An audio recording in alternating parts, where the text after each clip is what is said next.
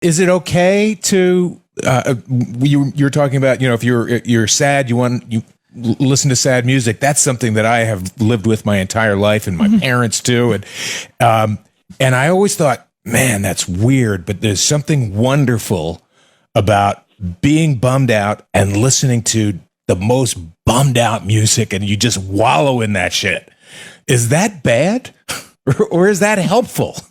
Well, I suppose it depends what you do with it. But I think if you have some mindfulness around it, it can actually be helpful, because the music can enhance that experience. And if you have some mindfulness and awareness, and maybe some, even depending on how far you want to go, even some analysis of it, you can uncover more of what the sadness is about. And how do people do that without an hour with you? How do people do that without an hour? That's a good question. Well, sometimes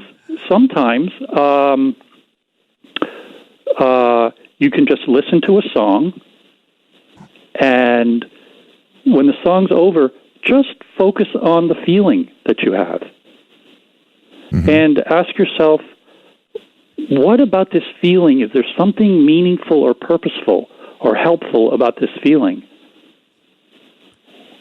Allow the song to do that work. Yes, the song brings it out, and then you can, without having a session with me, as you say, bring that experience more into your life. But now you said that you would listen to the music, and would you just let it bum you out more and more? In an odd way, I always looked at it as I was wallowing in it. I mean, it felt really good to feel bad. That's as close as I can get to it. I can't believe I'm exposing myself on the radio like this. But I think everybody understands that. I think it's that to allow yourself to feel that. Let me tell you something really interesting that happened to me before I got into psychology.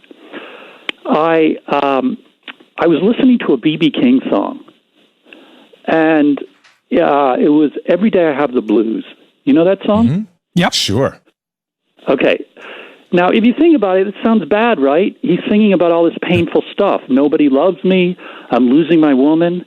And as I'm listening to it, I had a strange realization that the song makes you feel happy. And I thought, but how could this be? How could a song about painful things make you feel good? It doesn't make sense. And it took me a while to figure out, but I eventually realized that the reason it's uplifting is because he goes into his process, his pain, his feelings. He doesn't cover over it or put on a fake smile or run from it or ignore it or avoid it or suppress it or just try to power through it. He goes into it and he dances and sings and expresses it. And by doing this, he transforms it into something else, which is his expression of life and his deeper spirit. It's a transmutation.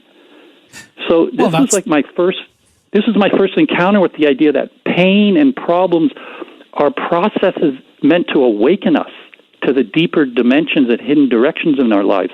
They're not just pathologies or illnesses to suppress or get rid of, like traditional psychology tells us. So B.B. King is my psychotherapy teacher.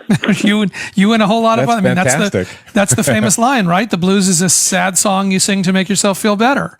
That's what they are. That's what they've said. That's what the singers have said.